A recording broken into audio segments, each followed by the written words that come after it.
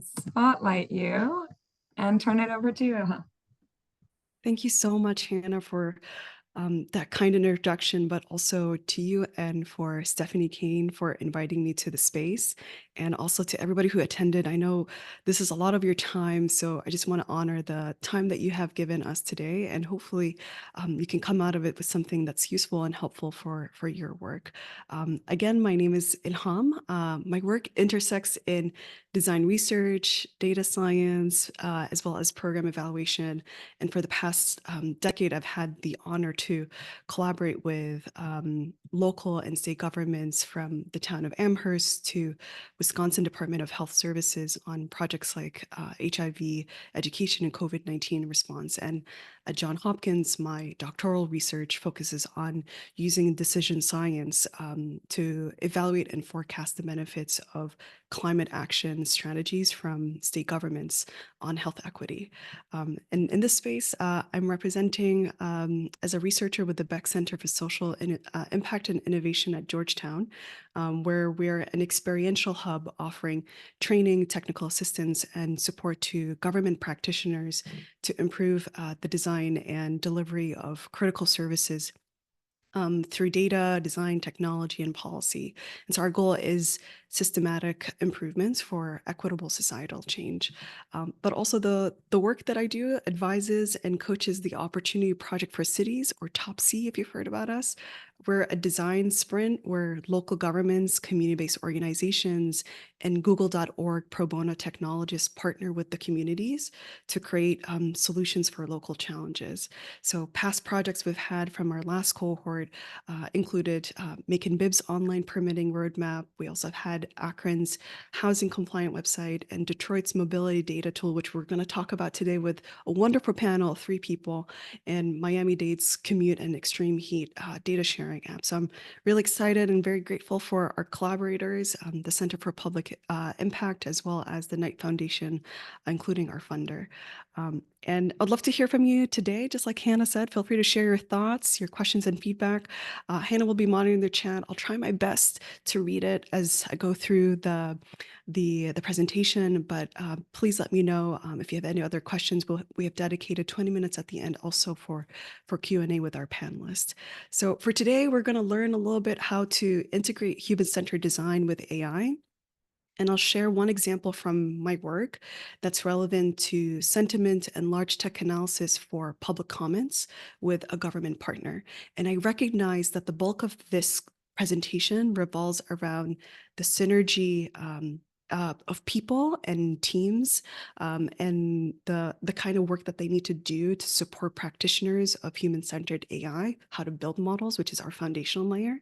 But for human-centered design to truly succeed in AI projects, especially in government settings, we need to touch on the role of the organization. So this is a larger bubble, which means we need to invest in this foundation of leadership, operation, measurement, and core values so that this collaboration of human-centered AI is embedded into the fabric of how we do things. And for that, I've invited a panel of speakers today from the city of Detroit, including Google.org pro bono technologists and ECN, a community-based organization, who will expand our conversation beyond just like how to do the thing and the team dynamics and into more how do organizations and communities collaborate to set us the stage for systemic integration.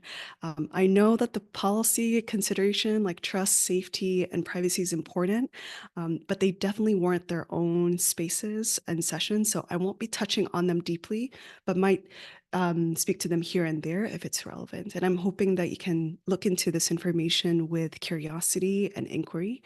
And I also invite you to hold me accountable today throughout this journey if there's something that feels off or you would like to get to know a little bit more as well.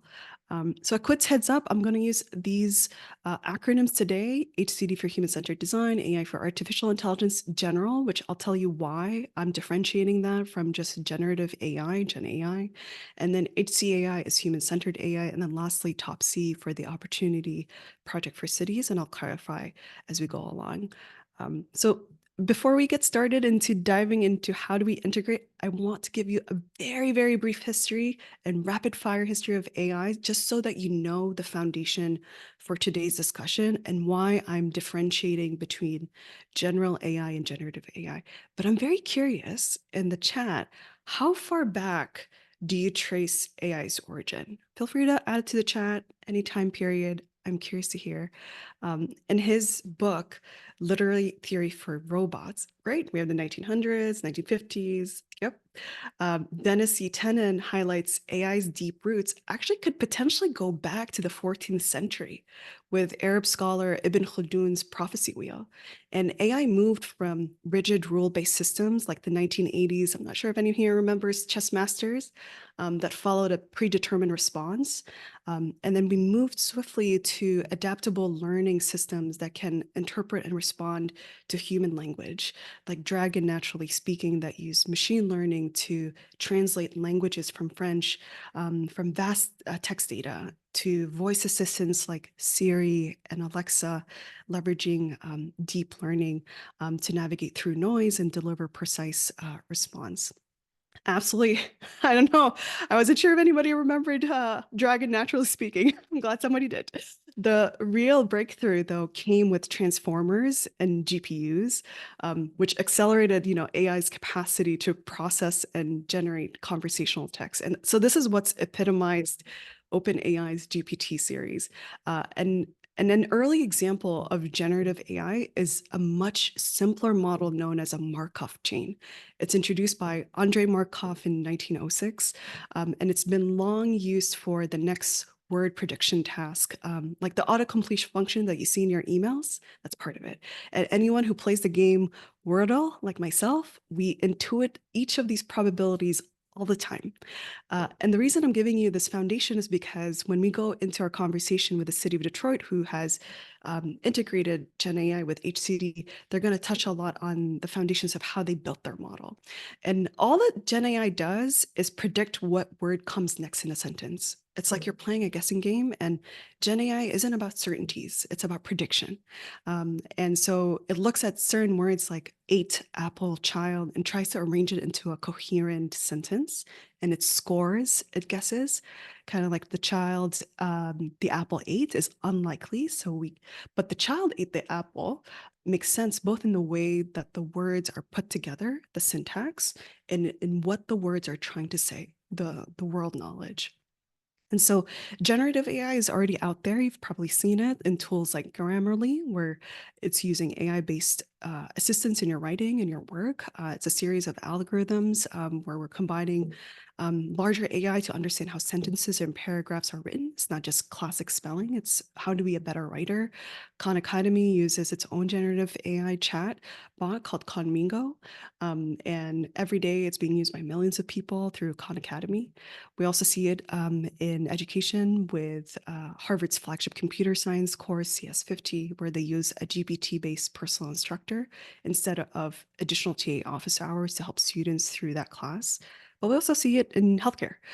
Doctors at Beth Israel Deaconess, which is a hospital affiliated with Harvard Medical School, are using a GPT-4 chatbot to teach current medical students how to create an illness script from patients and presenting their issues, and then arrive at a diagnosis.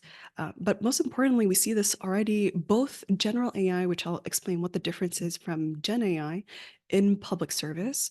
In the city of Amarillo, they have what they call a digital human that makes City Hall accessible in many languages to serve both residents and newcomers. And then across 27 states, we see AI enhancing the process of verifying mail-in ballot signatures, which is actually painstakingly painful manually, integrates very seamlessly into their existing systems. We also see it in Maryland. For folks who are in Maryland, AI's controlled traffic light tackles congestion, and the Social Security Administration has these predictive models that expedite disability claims using historical data from application forms that are completed by millions of previous applicants to generate the predictive score that the administration uses to prioritize new applicants. So this comes at a point for us to understand the difference between general AI and generative AI is that one of the key significant challenges with generative AI is that we have to distinguish it from the well-established field of machine learning, deep learning. There are actually these FDA-approved algorithms to detect skin cancer, which can be used, and those traditional machine learning algorithms both have probabilistic but also deterministic outcome. So you can see what happens, you know when it happens, and every time you make a credit card transaction, there's a machine learning model at work that determines whether or not there's a fraudulent credit card transaction. So that's deterministic. And we can follow the path and the logic of what's happening, which is very different from generative AI. And it has a lot of possibilities. It's not deterministic. And it also has different innovation potential, but it lacks predictability and has this black box where we don't really know what's happening, and it cannot produce the same output given the exact same inputs, methods, and circumstances that aren't guaranteed to repeat. So this unpredictability especially is a risk for generating or confabulating false information, which is a challenge when we need high accuracy and reliability in places like government, but also healthcare. So one of the key takeaways is that machines alone cannot become moral agents. This is why both systems require human intervention, and that's why we need human-centered design or other approaches like reinforcement learning with human feedback to ensure accountable applications. And so with that, in her excellent op-ed, if you've read this in the journal Nature, Pratyashuri Kalluri stated, "Don't ask if AI is good or fair, ask how it shifts power." And her key point is that most AI is built on a surveillance model, taking data from a wide range of sources without direct consent. So performing limited anonymization and using that data to build powerful, accurate models of prediction. And so these practices of surveillance tend to reinforce longstanding marginalization of women, Black, Indigenous, LGBTQ, poor, disabled individuals, and AI research and corporations need to address this marginalization and bring members of these communities into the core of building new models and tools, which is, I think, one of the essence that human-centered design does. And so multiple harms stem from the exclusion of marginalized communities and training data sets and reinforcement feedback. When we continue to exclude, we only continue to reinforce current systems of power, and we rely on these tools as we grow, including our concentration of power. And so Jack Clark, who is an AI policy expert who also works for Anthropic, who are the makers of the Gen AI called Claude, also said in a testimony in the UN Security Council that AI is a form of labor that's being developed by one narrow class of actors, which is companies. So we should be clear-eyed about like the immense political leverage that this affords. And if we create or substitute or augment for human labor and sell it to the world, we have to become more influential than time. And so the more concentration that we have of this power, and we don't know how accountable it is, we also have the counterpart of human-centered design, which you might have seen this before. It's a structured process that helps us increase our confidence and our competence about our communities, their needs, centering them, so we don't rely on guesses, and we rely on this wavelength approach where we go wide to understand the right problem so we can go narrow to define the right solution, built on these layers of iterative feedback. And we have already seen this in public service, both at the local, state, as well as federal level in Akron, including in Top C, our program. HCD has helped tenants vet properties by their eviction history so they can choose safe and affordable housing. Allegheny County uses personas to improve access to drug and alcohol treatment, informed by real client experiences. And then the VA uses journey mapping to personalize care to veterans to embed trust and value as a core service principle. But the problem with human-centered design on its own is that it has a problem with scaling, especially with large volumes of data when it comes to the human experience and the context. So QN, human-centered AI, which combines both worlds. And it argues that responsible AI is human-centered. And human-centered AI is about ensuring that we build benefits people and society, and how we build it begins and end with people in mind. It also means that we are thinking about people early from the research, decision makings, and behaviors, and using that understanding to drive all technical decisions of a system. So that's where you have these terms called like humans in the loop or in the center, where we emphasize UX design and measuring human performance to celebrate the new powers that people have. But it also differentiates AI by shifting that center from algorithms and AI systems and replacing with humans at the center. And what that looks like, it's about augmenting human capabilities. It also helps us to extend human rights and underpins the government's duty to protect, fulfill, and respect its community. And AI doesn't undermine the basic principles of human-centered design, which is people-centered, iterative. It enables us to overcome the past limitations in scale, also in scope and learning of human intense design processes. So both fields have the power to shape each other. And AI is a deeply human endeavor that emerges from a long history of broad collaboration. So good news is human-centered AI, these two different processes are actually quite similar. They're very aligned and compatible. And I know the processes that you see on my screen, like empathize, hypothesize, define, iterate, prototype, and test, they look linear. But in my experience doing this for the past 10 years, it's actually not always this way. In fact, I would love to actually pivot now to a real life example from my own work to show you what the process looked like. And I'm going to share with you some examples from Google's People and AI Guidebook, but also Microsoft's Human AI Experience Playbook that operationalize human-centered design practices for creating responsible AI. So let's just dive in. The Washington State Board of Health, or I'm going to refer to it as the board, was considering mandating the COVID-19 vaccine for school entry.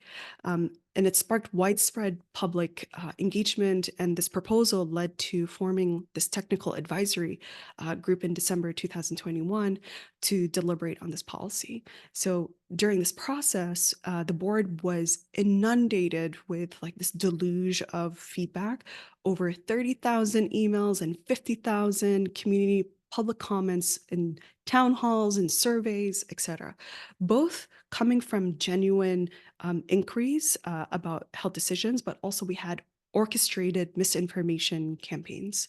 And so we're facing with this overwhelming volume of data, and then you also have the constraints of a very small team in the board with only 2 people responsible for media relations and public records and customer service. The board found itself at a crossroad. The challenge was the team did not have the capacity to analyze the responses, and a number of the inquiries were constituents who were actually seeking information that could help them make informed health decisions. But the comments were muddied by the oppositional commentary, and without external help, the team will not be able to identify like key areas to focus future information campaigns to the public. So I worked with U.S. Digital Response after my tenure as a technologist in residence in their health program as a mixed method researcher, and I collaborated with a brilliant computer and data scientist, Dr. Chimaobi Ucha, to solve this problem. And we also collaborated with the board, the communication manager, their policy team, and also USDR's scoping team. So one early takeaway is that we paired design, research, and data science very early on for people-centered problem solving. So part of us scoping this project, we had to ask, what challenge are we solving together? Why does this matter? Why now? Who are the people we wanted to help? What do we know about the people and from existing research, from even adjacent research from other states, as well as what does success look like? But this was a really good time for us to also examine our biases. For example, I asked what makes an email trolling because I heard that word multiple times. What words or phrases are used in this context in Washington State's context? And what value do we assign comments and public comments that we receive from the public? And between myself and my colleague, we wrote our own hypothesis of how we think part of this project fills in. We believe by doing this project for this people, and by this people, we mean for the board itself, for the decision making, for residents, but also for me, because I'm making decisions as a researcher of where to focus our efforts. And this is a template that you see here on my screen from Google and from their playbook, which is useful, that focuses on AI. And I want to give a caveat: we actually never use the word AI or machines who are doing the work in this project. And I think the language that we use was extremely important for us to frame how we communicated and thought about our process to our team and our community government partner, which highlighted to us that we needed to do two things. One is that we needed to automate the task of analysis and pinpointing us where to actually focus the insights. But also, number two, to augment human capabilities, especially for me as a researcher, because I didn't have time to look at 80,000 comments. I had to figure out a way where we can create a process to funnel on the right approach for clusters of comments and words to help us make core decisions. And also understand that the context helps us understand lenses of truth that surround the parameters of the data. So a few tools that I wish I had, to be honest, access to, but we did it informally in other spaces of this project. These are tools called from Albert Mailly's AI Canvas and the AI prompt card deck. They help you understand the people we serve early, from their values, their principles, decision making, who would drive the technical system. And that designing interactions means that we have to design every interaction with people around the context in which the person will be interacting with your system, your model, including their environment, the social context. It also helps us set the right expectation to our government partner about what we understand about our participants, including the residents who provided the comments. And it helps us also plot assumptions on the AI canvas. We visualize the risk, so low risk for low uncertainty, and then you have high risk for high uncertainty, and it clarifies to you the meaningful use cases to apply AI capabilities by leveraging people needs. What's funny and interesting to me is that human-centered design is about embracing uncertainty, where we embrace living in the gray area, but AI is about reducing that uncertainty. So deciding between automation and augmentation is really important. Automation means the machine will take over tasks, and augmentation means that we're improving human-machine collaboration. So if you do it correctly, you can both streamline complex processes to drive solutions where AI contributes unique value. And that was our case. We wanted to pair both of them. And that meant that we landed on recognition as like the first approach to automate task and sentiment analysis and drive this funnel decision making towards text analysis. And this would help prepare me as a researcher to analyze key themes when I recognize key patterns. And that's the most desirable, viable, but also technically feasible collaborative approach we thought about at that time.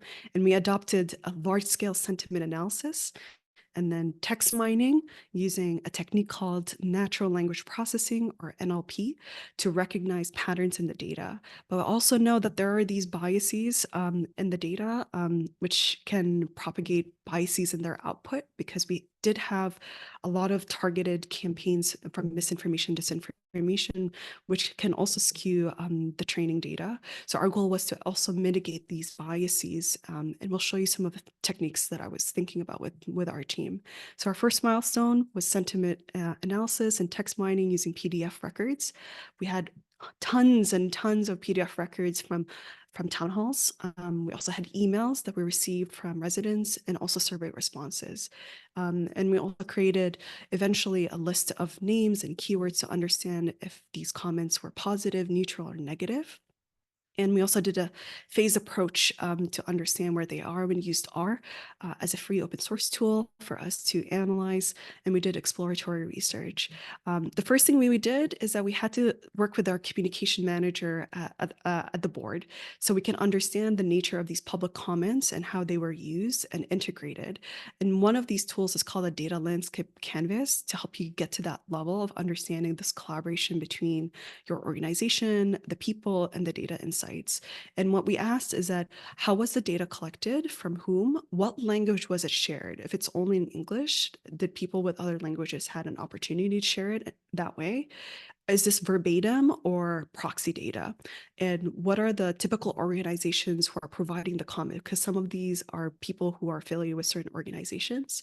And who gets to provide comments, and at what time do they provide them when they attend town hall meetings, and how accessible these are? And that those types of questions help us understand whether the data is also public or private. That's helpful for user needs, and how it would influence AI tuning for precision and recall. And most importantly, it helped us understand that non-verbatim records, especially handwritten notes that we receive from phone records, we had to exclude them because there could be potential biases in terms of who's filtering that information and how they understand what the person who's communicating on phone giving to them. So it opened up an opportunity for us to improve also the data collection pipeline in a different project, but also it helped us understand that the data assets teaches us that if AI is supposed to work on a broad range of people, the data should be representative of all those people. That means that if people don't exist in the data, they will not exist in the model or the insights. And so that's something that was very key for us because it helped us also understand, do we have control over that access and representation in this project, and how we might increase that in future projects. So early on in this process, when we're ideating, is that we try to clear this funnel approach, and we had this instincts and hypothesis. Potentially we might use negation, and I'll show you what that means, like using words like not, no, without. And we found that the data is imperfect, especially because the sentiment analysis had issues with the reliability of sentiment of certain words, especially considering there are these clusters of campaigns that are targeted at certain times and days for misinformation, potentially some disinformation. But we also had these echo chambers that are ripe for manipulation. Either they're consciously or unintentionally, which explains how like it skewed a lot of the data. And this is just an example that you can see that we've received from multiple types of similar campaigns that are copy pasted via emails that we had to understand. So early responses when we're thinking about like, what's our initial sense of this model? Is that we did exploratory just to figure out what the general keywords we're hearing. And you can see here we use words like not, without, just to get a sense. But to be honest, as a researcher, I'm looking at this when I first got into this project, like, this doesn't really make sense to me because human speech, not everybody's going to think about opposition against vaccination mandates using this type of lexicon, like not, without, please stop, without stopping, or do not prevent, etc. There are some of that.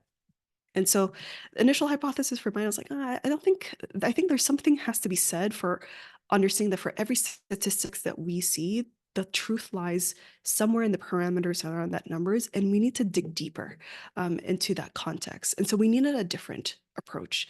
And some of these approaches we had to test very early on. This is something that we didn't do, but if I had more time and resources, one approach that you could do is for you to experience the data and see the world through its lenses.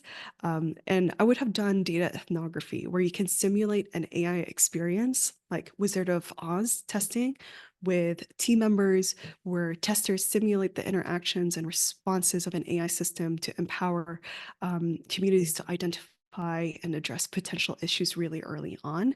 But one of the things I've talked to with other practitioners in the space is that most of them test for the MVP scenario, which is typically at the end, and they focus. And the spaces that I've been in is that I don't typically see testing with humans in the loop before they deploy the model. especially in AI-based solutions. And if they do, they're often testing for this ideal design scenario that they've already picked. So if error cases were tested at all, it was often done in an ad hoc way, which I have to admit, this is something that happened to me and I've experienced it, and trial and error. And to be honest, it's really hard to know what the errors are until like bad things happen. And that's because AI is probabilistic. It's designed to generalize new scenarios and can learn over time, all of which can make it difficult to know when it could fail. But now there are tools that I learned about to help us proactively and systematically explore some common, like foreseeable type of failures that we can plan for and test in advance. And on my screen is Microsoft's open source tool for natural language processing, or NLP, like search information that we can use early in our development process to explore different choices and help us better design our user experience. So the pipeline initially was for us to scrape PDFs, emails, figure out the sentiments, help us funnel through where the concentration of these sentiments are, and then use text modeling to understand where the clusters and the common words that we're learning, and for us to manually create thematic analysis using Atlas TI and Mira to generate insights. So we did extensive research, not only in the state of Washington, but in generally from all the past work that I've done from other states in terms of COVID-19 crisis response, is that we focus our keyword analysis on a broad spectrum of categories, ranging from organizations, influencers, including those who are involved in organized trolling, to understand what are some of the keywords that we've learned. And early testing from sentiment analysis helped us like get to some of these signals and the noise. And this work is grounded in collective labor. And one of the key takeaways is that we should recognize and speak about AI tools as products of human collaboration and effort, rather than as independent entities and their own intention or abilities. And so this is one way where we're collaborating with the board as well as our team to start building what we understand of human language. So instead of saying like the AI figured out all these keywords, we typically say that the design engineering teams were behind the selection of these keywords and the approaches which have led to X, Y, and Z. And so an example of this is from a public comment here from one town hall in February to March 2022, where we got to see like where exactly some of these nuances and words happened. And we learned that our prototype model, what we built, was only 34% relevant. So it's kind of low. And we know that there are things that could eventually go wrong, and we wanted to understand where will AI fail in our model and what are the design interactions so that people understand why we made certain decisions. And so that's where we included a relevancy model. And when you're designing for AI, the model will have to be tuned for precision and recall. That basically means when you're creating the model, you have to decide how accurate you want the model to be in identifying true results. That's what we call precision, versus not missing any important results, recall. And so this decision, it's also known as designing the reward function, which involves the collaboration between UX design, research, product, and engineering. And it's so important because it greatly impacts how well the AI works and the user's experience. It's kind of like, imagine an AI diagnosing cancer. It could either ensure really identify real cases of cancer, that's precision, but possibly missing some cases, or it could aim to catch as many cases as possible, recall, which could risk some false alarm. And so that was like one of the things that we had to think about. And one way for you to think about it is when researchers and designers pair with data scientists, their job is to help them decide what to optimize for, which experience will be less prejudicial to the end user, and providing meaningful insights about human reactions and human priorities can prove the most important job for us researchers and designers in an AI project. And this is another template from Google's reward function playbook that, based on the person's attitude towards automation and augmentation, the team with the rest of their colleagues have to map out all the scenarios, especially one that can be false positive and false negative, and list out every instance where of each reward function. And so you can consider looking at false positives and false negatives and evaluate, does the service that you're providing offer the most useful benefit for fewer false positives? So you have to consider optimizing for precision. But if your service is offering the most useful benefit for fewer false negative, sorry, consider optimizing for recall. And so our model was optimized for recall because it was really important for us to capture as many relevant comments that were muddied in the opposition. And also given that we had a lot of public health implication, and we understood that the trade-offs for choosing this method was to make sure that we possibly include as many relevant comments, but also ensure we don't miss any important sentiments and perspectives in people who are seeking care. And so to identify trolling in large data sets like this, we had to do text analysis and understand where these clustered happen from the keywords that we identified, created patterns, and detect any anomalies. And so the process involved us to have this preliminary analysis to find these keywords, figure out where the clusters to isolate the trollings and the common copies and pasting that we see in emails. And we actually manually reviewed thematic analysis using stratified sampling to understand where some of these clusters happen and what the core insights that generally came from the content. And so our precision recall score actually from our testing improved significantly. It jumped from 34% to between 91 to 92%, which was actually the best that we could do with our approach.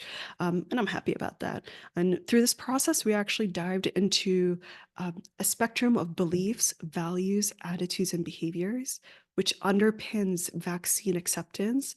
And it's actually a model called the health belief model that shows that this trajectory as we make decisions as human. And we shared our insights with the board, including our process, our GitHub repository, our survey analysis.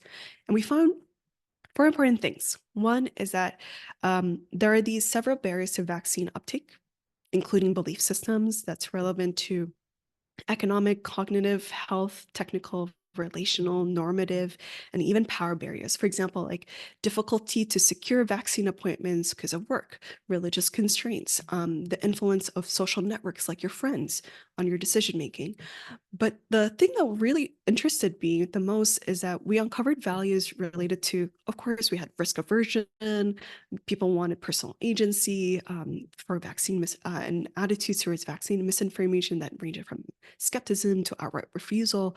But what was interesting is that we found that there's a spectrum of people engaging, interrogating, and critically thinking with resources that they provide for questions that they had, irrespective whether you're on different end of the spectrum of acceptance or refusal.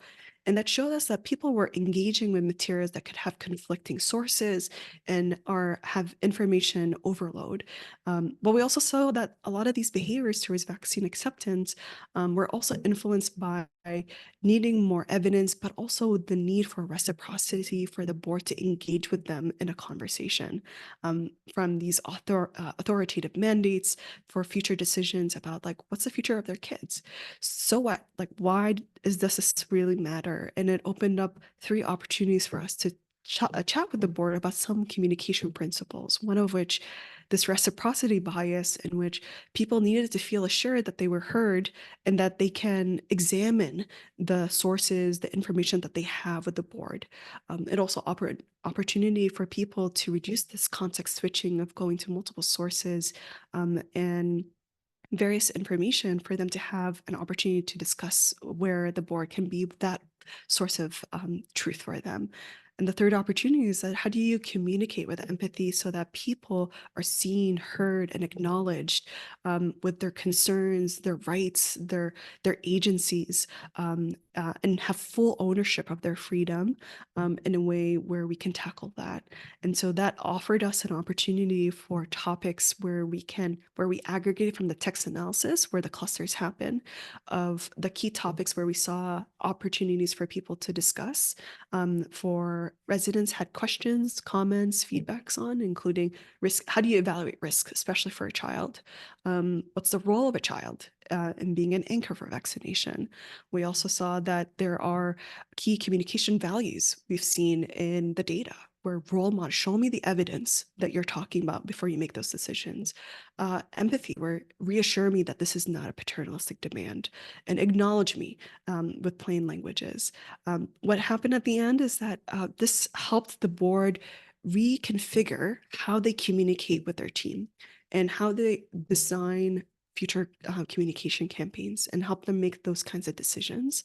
And we see here that they wish they had, more funding to do this type of work. They're aware actually of reciprocity concerns and opportunities, but they did not know the extent of that language. And this work can be applied to different data sources and can be abstracted to different issues, and also opened up that opportunity for a different project to improve their data collection pipeline to improve the reliability and the integrity of that process. So the main takeaway here before we head on to the panel discussion is that language and learning is deeply human. It goes beyond syntax of where we started from. Don't stop without, and involves the meaning that comes from our own experiences. And human-centered design is grounded in collective labor where intelligence is distributed, and it even required me to do some manual work. And there's a lot of resources. If you want to nerd out about the project, we can do it in the Q&A or one-on-one after the workshop. And there are so many resources in terms of books, community Slack channels to explore this in your own time. And I'm excited to shift now our attention to our panel speakers with the City of Detroit for their Gen AI and HCD collaboration project. So I'll go ahead and introduce the panels. First up, we have Connor Petz, who is a senior mobility strategist with the Mayor's Office of Mobility Innovation at the City of Detroit. He has so many years of experience working and leading innovative projects in the municipal world, ranging from automated vehicles to robotics projects to policy development that can lead to better quality of life for Detroiters. And Connor has a master's in urban planning and a bachelor's in environmental science with over 5 years of experience in the public sector, working with the Southeast Michigan Council of Governments, Suburban Mobility Authority for regional transportation, and most recently with the City of Detroit.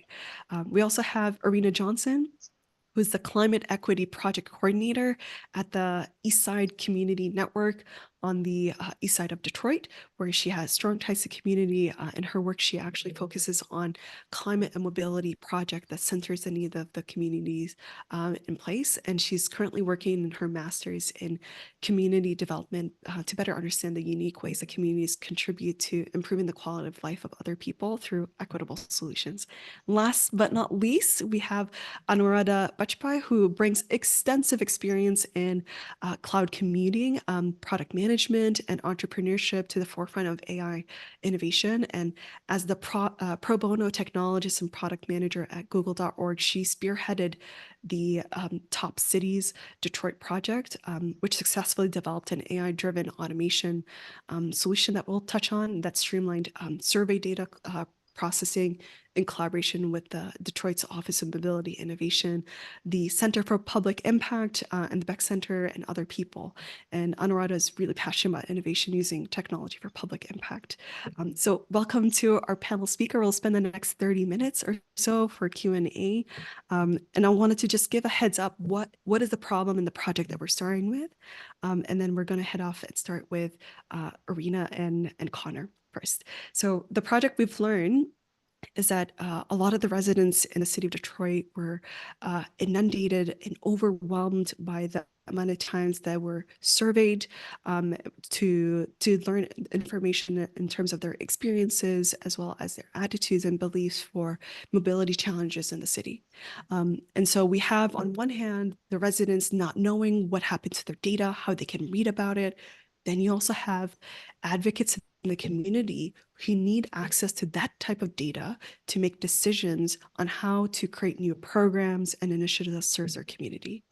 And then on another end of the spectrum is that you have city administrators, employees, staff who are having difficulties making informed decisions about the future of community mobility because they don't have access to this data. So it's not centralized.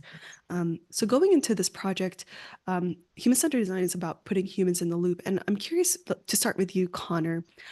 When you first started this project, what did you first expect when you started doing research with Arena and the ECN team?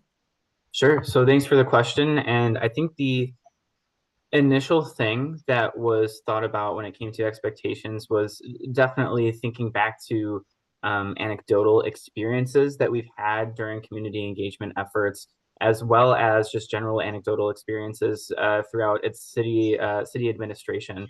So our expectations were essentially that we were finding a lot of redundancy and frustration with redundancy amongst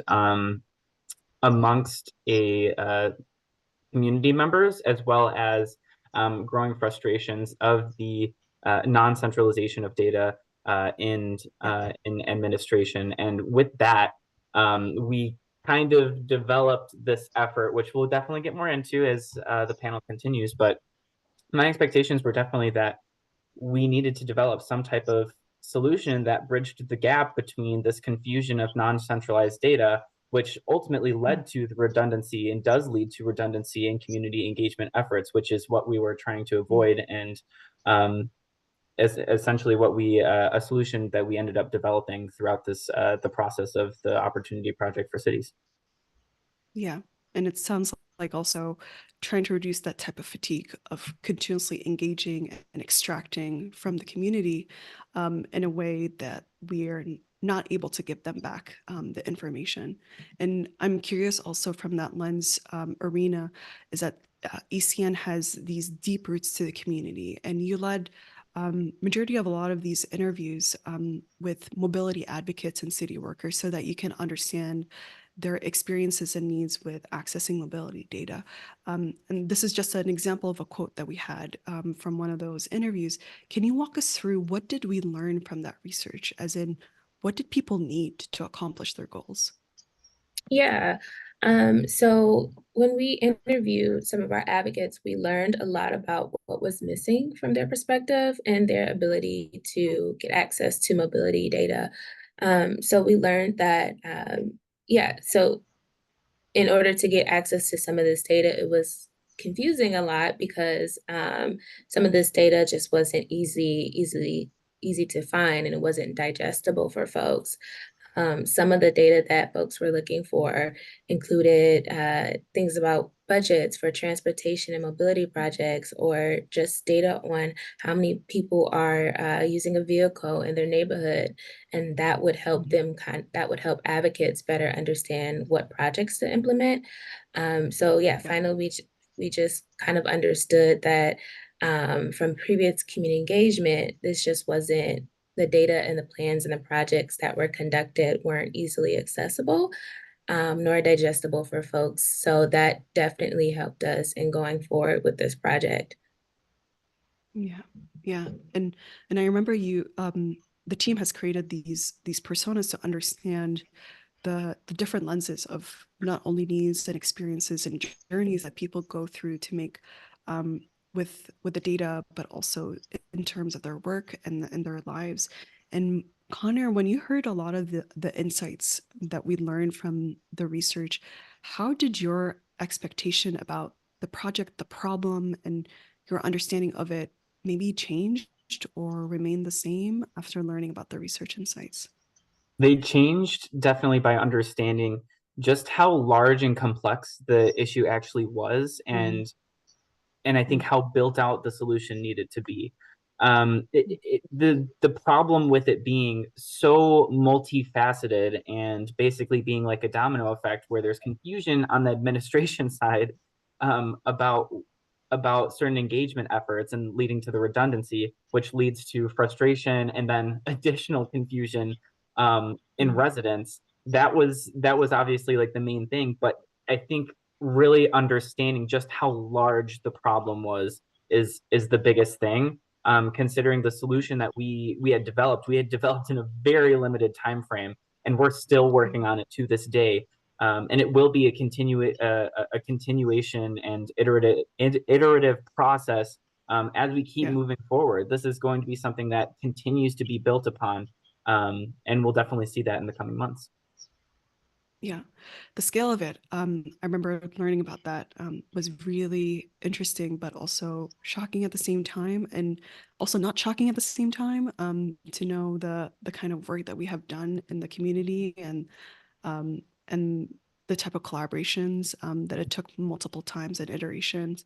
And on your end, Anuradha, when you and the team of technologists at google.org that worked on this project, when you were working with the city and ECN to brainstorm solutions, how did the research insights inform you that Gen AI was the right tool for the job? Yeah, sure. Hi, Elham, and hi, everyone. So, like Arina and Connor mentioned, there was lots of extensive research that was already done. And the inputs what we received was that there is frustration in residents that same service are being repeated. And for city team, there is lots of data, but how to get the meaningful data out of those large reports was a problem. So for us, the challenge was that how do we address both of these problems? And when we were working with city team, with Arena and everybody in the team, we figured it out that if we build a centralized dashboard where residents can see which surveys were done, what actions were taken, and what was the summary of those surveys. So that might address some of the problems. And at the same time, for city team, that will be beneficial because they can see the information, what surveys were done and what actions were taken, and so that the service will not be repeated and further actions can be taken on top of that. So when we figured it out that this information is available in large PDFs, surveys are done by different organizations. So these PDFs are not in a consistent format. Every PDF has different information in a different place. So that is when we all had this time where we figured it out that this is a problem that we can solve with generative AI, specifically LLM, where we can feed the PDF and we can extract the relevant information out of those data, and then we can present it on the dashboard. So this was the time when we thought that AI would be the right tool for this. Yeah, and what I'm also hearing is that you also figured out the jobs to be done, the core jobs that the residents and the community advocates, as well as the city administrators, will need to do, and how they read that information in a way that they can extract it to make core decisions. And I love that because that's one of the core needs that we're looking at also in human-centered design, is to understand these core jobs people need to do to improve how they think, how they behave, how they work and collaborate. And when we're going to get into how we explored the model and ideating, and I remember that you touched on Anuradha as well, that we had to look at different types of tools before Gen AI. So we looked at chatbots, we looked at chat PDF. We also looked at existing solutions like this dashboard from another solution to provide us with the same opportunities to look for information and centralize it. And we eventually landed on, like you've mentioned, an AI automation interface that extracts key information from long-form PDFs. And I'm curious, Arina, to start with you, what were your initial reactions coming from the community side about hearing Gen AI as a driver for this solution? Yeah, that's a great question. I think from the community side and as a community partner on this project as well, our knowledge was limited on this being the driver for the solution. But I think that we had a lot of trust with the folks that we interviewed. And then also just internally, we had a lot of trust on this team, this project team, the dynamic project team that kind of like facilitated this, that helped facilitate the solution. And so we just had an understanding that this was a complex problem and needed a creative solution. And so I think together as a team, we did that and kind of like thought outside of the box to come up with a solution that would solve, like we've been speaking about, such a complex problem. Yeah. Yeah, and I'm curious to get back to it as well when you've done testing with the communities, how you thought about that in just a minute, because I want to touch on that. And in terms of Connor, from your perspective, when you've heard, at least from the city side, of potentially Gen AI as a solution, from what Anuradha was mentioning, how did you expect such a solution would change your work in terms of mobility data, and maybe even of your teams? Like, would it improve it, change how you look for information, etc.? Oh, most definitely those last 2 points that you hit on. It would definitely, and it is improving our work. And it's improving our Yeah. work by allowing us to be able to go in and understand what has been done and seeing it on a visual digital platform. Considering that this AI system that was developed doesn't just extract the information, but the second leg is of course putting it into a visualization tool that was developed in ArcGIS. And I think that understanding the geography of where some of these things have, or some of these engagement efforts have occurred, as well as understanding like how widespread the information is and where we're missing Yeah. some information, and understanding gaps and seeing where we need to prioritize some of our work. That is probably some of the most important things that when it comes to changing the way that we work, changing our dynamic, as well as understanding what some of the other departments and or counterparts have done. So it's not just about mobility, it's about building first with mobility and with transportation, and then understanding, again, as this continues to be built out, we want to add in other facets. We don't want to just keep this in transportation and mobility. We want to expand this to other, I think, data points that include things like maybe housing, economic development, other sectors that still intersect with transportation and mobility, that would still be extremely useful and helpful, not just for us in the city administration to know, but also the community and community leaders. Yeah, I love that scale. And I think it touches also on this idea of trust that I see also here in the chat. We're gonna jump right in a hot second in terms of scaling a lot of the work that we're doing here to other departments so that they can benefit.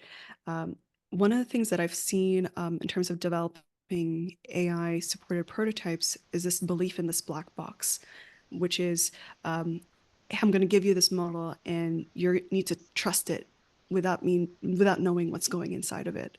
And it can have the potential to deliver a lot of mistrust in the long run, but with communities. But it also means I'm very wary of outsourcing all decision making to AI systems, and I want to make sure that we focus on the role of humans in AI augmented system. And this is a picture where the team in this project was able to collaborate in the open and share their code to the team. And I wanted to first start out, Anuradha, if you can walk me through how did you balance using Gen AI with the need for human oversight? Maybe give us an example how human judgment played a key role in decision-making process that was initially designed to be AI-driven. Yeah, sure. That's a great question, Elham. So when we analyzed different tools and we found that for prompting, we need to provide multiple prompts to get the right answer. And sometimes it happens with AI that the answer is not going to be consistent. What it gave earlier might not, next time it might not give the same answer. And sometimes it might extract information which is not intended. So in all of these scenarios, to address all of these scenarios, what we thought is that if we put a human validation after AI extracts the information, that way we can manage the information that will be finally available to see for everyone.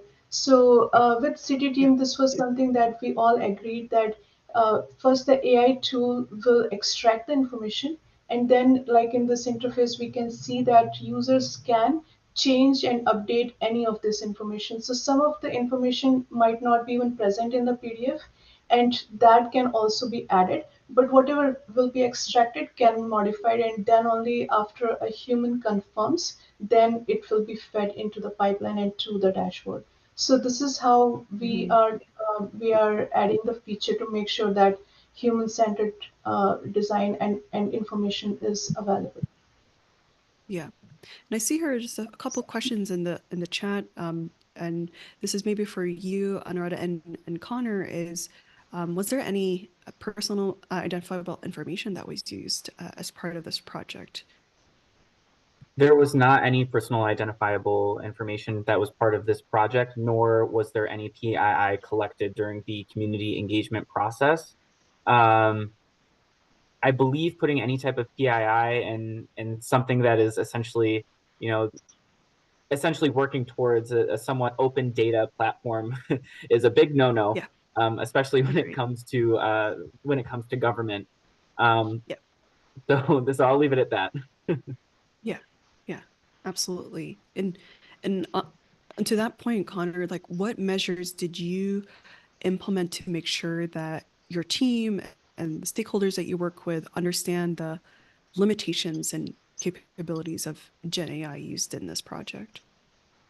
Yeah, of course. So I think the biggest thing when it comes to understanding like the limitations, like when we were at the community engagement event, a lot of the participants expected this to be straight away like a perfect Mm. solution, a perfect catch-all solution, I think at first. And I remember Arena and I continuously iterating that this was initially just a draft product. So I think managing the expectations that this again like is an iterative process of continuing to build it out, and that AI is a very new tool that is being introduced into government, and we're still exploring not just how necessarily we can use it as a tool, but also how to regulate it. So this project definitely helped, I think, with understanding a little bit more on the capabilities currently of AI and what it can be used for, as well as feeding into general AI policy and ordinances that will be developed by the city in the future. And for context, for folks here, the community event that Connor is alluding to is actually a community demo day where they demoed the prototype to the communities, including advocates and folks in the city, to get their reaction, which we're going to talk more in a bit and understand what trust means at that level. And in terms of prototyping, can you walk us through, how the prototype works? I have a couple slides here, and I blasted it, the screenshot, just so that folks know how it works, and maybe also touch on, is the product fully Gen AI powered, or how much does humans manually operate it? If you can walk us through it. Sure. Yeah. So this solution has three parts. First part is reading PDF, extracting information out of that, and this is done using the AI tool. The second part is the data pipeline, which takes these metadata generated by the AI tool and the summary of the report to the dashboard. And the third part of the product is the dashboard, which is a centralized dashboard which provides this information. It presents this information visually to to users. So basically, to build the first part of the project, we used the AI tool, which is extracting information out of the PDF file. And then there are certain things that might not be available in the PDF. Like we found that zip code, which is very much required to do the geo mapping on the dashboard. This information was not available in most of the sample reports. So we added a couple of fields which can be where the information can be fed manually, because when we show it on the dashboard, we want to map every report with the geolocation to make it more relevant for the neighborhood, that which studies were done and what actions were taken, or any other information relevant to that survey. So for these kind of mapping, like zip code, neighborhood, these information, if available, it will be provided using the AI tool. But if not available, then we are adding over here a provision where the information can be fed manually. So yeah, so it is built with three different parts to complete the solution. Yeah. And I see here, Anuradha, that there are these fields that says manual input required. Can you talk a little bit more about, it sounds like there's this hybrid between manual inputs and Gen AI operated. What are these for, and how do people interact with them? Sure. Yeah. So basically, yeah, you were right that this is hybrid between AI and manually provided information. So what happens is that we parse the PDF using the AI tool. We extract the metadata out of that, including the summary of the report. But there could be certain information, like for example, zip code, which we saw most of the reports were missing this information, but this is very critical to put it on the dashboard. So these kind of information we are taking, we are asking for manual input. Other things might be like list of reports, which might be in the next section. So list of reports relevant, for example, one study was done on a particular topic, and then there are relevant reports on the same topic. So the PDF, what we are scanning at one point of time might not have that information, will definitely not have that information. So we are asking user to provide that information so that on the dashboard for users we can link those related reports. So these are the things that we are asking, like zip code and neighborhood, and report title will be generated automatically, but like council district number. So these are Yeah. like we are feeding it beforehand, and users can select and add that information. That's really helpful to understand that there's this cross collaboration, like we continually mentioned, that it is collective labor for that cross cutting linking, and we've had that demo day that we've just recently talked about. But I'm curious, from Arena, your perspective, when you're looking at this tool, how is this prototype beneficial for like the average person? Yeah, I think the great thing about the prototype is that it's beneficial for the average person, but that's across the board, ranging from like the city staff member, the resident, and the advocate. So in our community demo day, we did speak a little bit about how that helped each persona, each person. And so, for example, like the resident can now be able to look on the map visualization feature and find one of the existing projects or plans that got feedback on, and now they can know what's going on in their neighborhood pertaining to mobility and transportation. They can understand the feedback that that was given during that time, and then the city staff member can now like easily access all of this data in one place, right? And so they can now make some informed decisions on what mobility and transportation projects to implement. And then as well as the advocate can now see what unique approaches can they implement that falls in line with the existing projects and plans in the neighborhood. So I think all of that works together, and so it can be beneficial for all of these folks. And then lastly, mentioning like the features of it, the map visualization, the search and filter function, right? All of that makes it easier for each individual to be able to navigate this tool. So I think that definitely helps. Yeah, absolutely. Improve the way they work, they collaborate, they communicate, is all things that I'm hearing. And while new technologies, have made it easier for us to develop AI, it's still pretty hard work, and we don't like taking any shortcuts, especially when it comes to collecting data, developing algorithms, and testing it, because it can undermine the integrity of the product and the process, but also the integrity of the trust that we have built with our communities. Can you walk us through, Anuradha, about the rigorous data collection and algorithm development aspect of the project? How did you make sure that these processes were rigorous and reliable? Sure. So basically, when we are addressing this kind of solution, for us, one of the challenge was that what kind of data will be fed, and how, and can we get a diverse set of that data so that we can make sure that we are able to address most of the scenarios. Second part is that which AI tools should be used, like which Gen AI or LLM tools should be used.